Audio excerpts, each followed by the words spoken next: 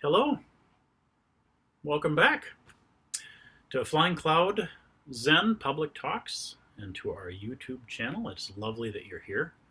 It's lovely that you're taking some time to explore the experience of being alive, the internal journey that we call the spiritual path. And this time, I would like to talk a little bit about some rules for dysfunctional systems. We're talking primarily about how our external family systems, cultural systems, faith systems of our childhood become internalized and turn into systems that are, I guess we say dysfunctional, but really what that means is unhealthy and not loving for ourselves and for others. This is the topic that we've been exploring in our monthly mindfulness practice groups here at Flying Cloud Zen. I encourage you to join us for those. They're open to anybody and to everybody by donation. So they're free if you need them to be, and we'd gladly accept donations, but they're always open to everybody. The public YouTube, or I'm sorry, the public Zoom link is right there on the website. If you have any questions about that, let me know. But I really want to make sure that the teaching portions of those are recorded for all of you, so that if that day and time don't end up working for you to join us live, that you still have access to some of this material here on our YouTube channel, right? So this past weekend, we talked, it was our first exploration of the rules of dysfunctional systems. And so I'll talk to you a little bit about the exercise that we did and offer it to you so that you are able to do that at home on your own. To give a little context here, the reason I'm calling it rules of dysfunctional systems, that's one of the ways my teachers have talked about it. It's a relatively common kind of Western sort of psychotherapeutic terminology for the systems that informed the patterning of our consciousness. Now, the patterning of our consciousness sounds pretty Buddhist to me. That's obviously my Zen training working its way in. From a Buddhist point of view, or I guess from a mindfulness point of view, the reason that we bring this kind of thing into sharp focus, into our conscious awareness, is because we recognize that the way we were patterned when we were young informs the way that we perceive the world as adults, right? And to the degree that we have not brought these patterns of perception, right, into conscious awareness is the degree to which they rule our lives, and we don't know it, right?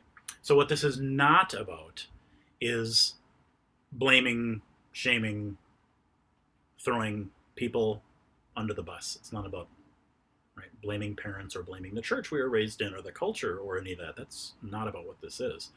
What it is about is noticing, again, with awareness, bringing into conscious awareness, the way in which our ideas and perceptions of the world were shaped, and therefore the way we are living them out. Why are we looking at it? Because so much of the origins of our suffering, right, our misperception or false ideas, patterns of belief, patterns of perception that actually cause us and others harm, right, are present in all of our consciousness. So spending time bringing our karma into view is time incredibly well spent. This is a very valuable practice, and it's also a difficult practice.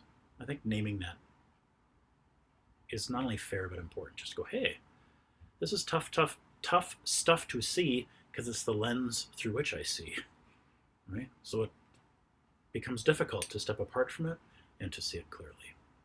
That's one of the reasons that meditation is such a valuable tool for us, right? As we sit every day, as we meditate every day, as we practice mindfulness, we get better and better at developing that lovely,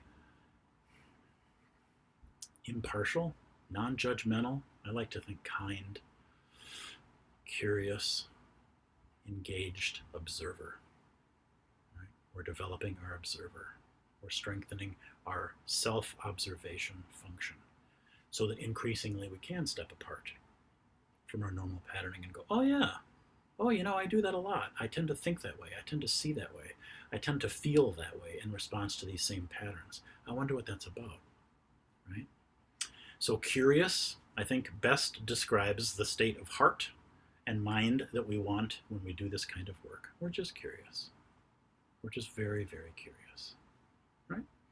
So today what we're going to talk about is an exercise, as I said, that we did this past week at the mindfulness practice group. And we started by noticing, this is true for all family systems. It's also true for cultural systems and faith systems and school systems and that kind of stuff. But we're going to start with family because that's our first, for most of us anyway, that's our first small system of influence. So family here is being used in a way that includes whatever our early systems were, whether that's blood family, biological family, or something else. We're just talking about that first system of influence between like birth and 5, or first systems of influence, right? What we're talking about this time is, what were we forbidden from talking about?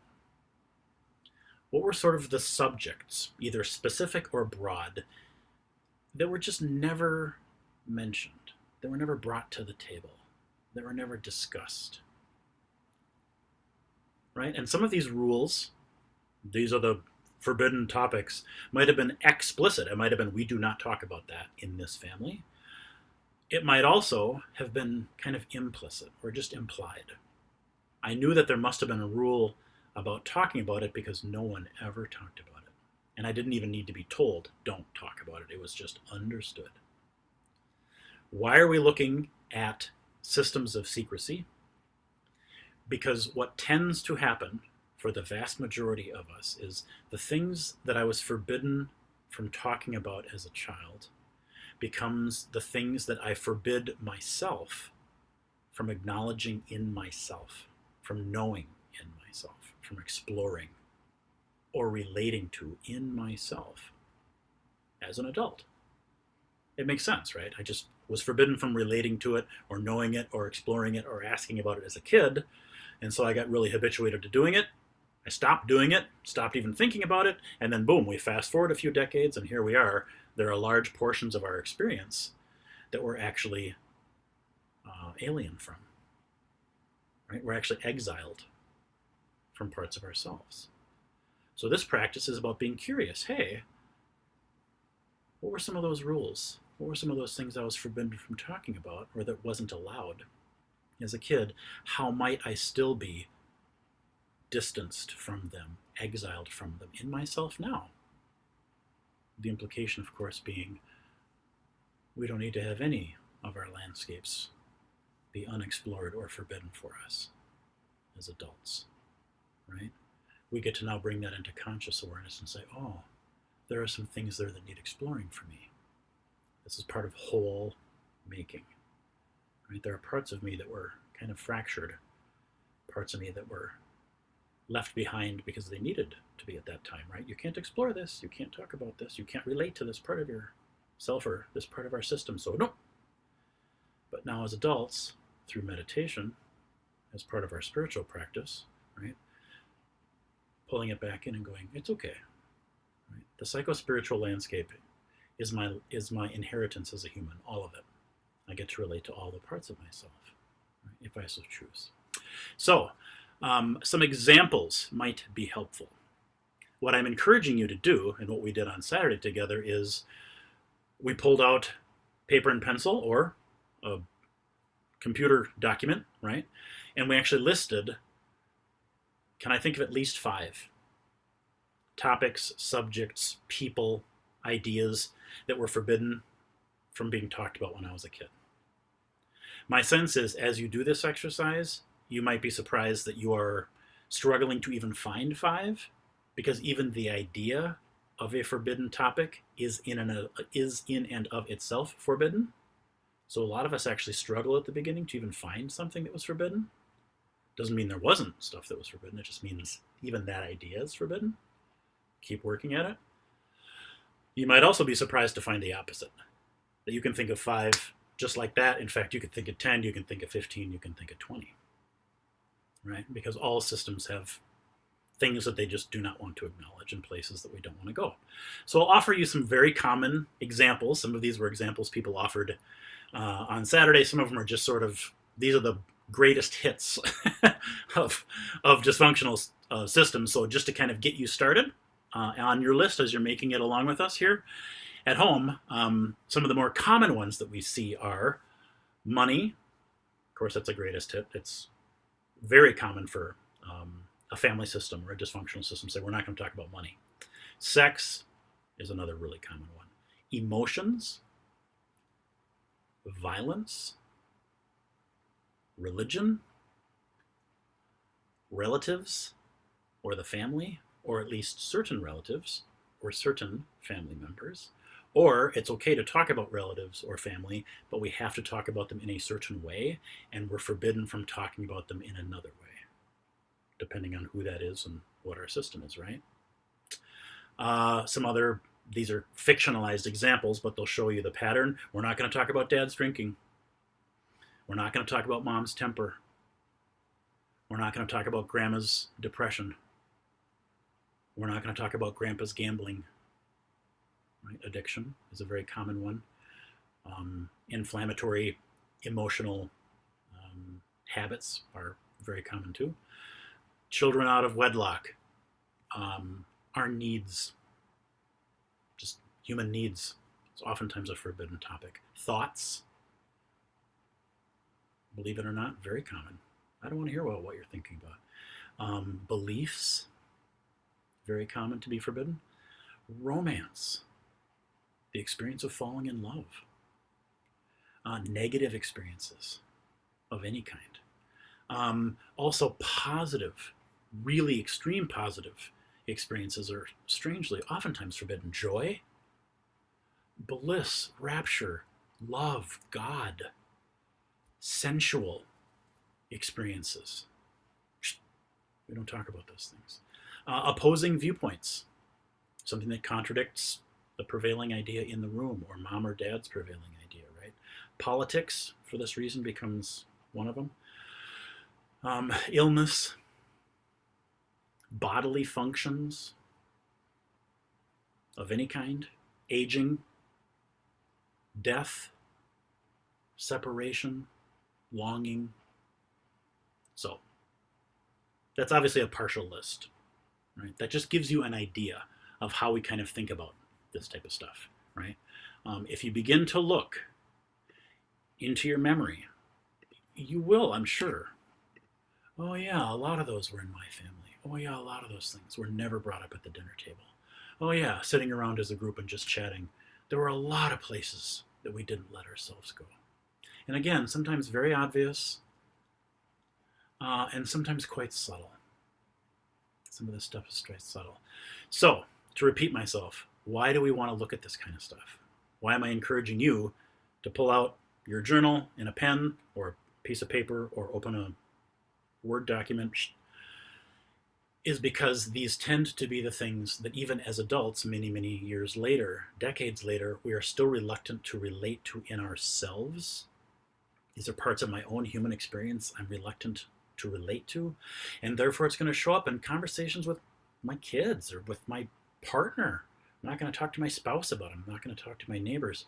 So our need for connection to what is true about ourselves isn't being met.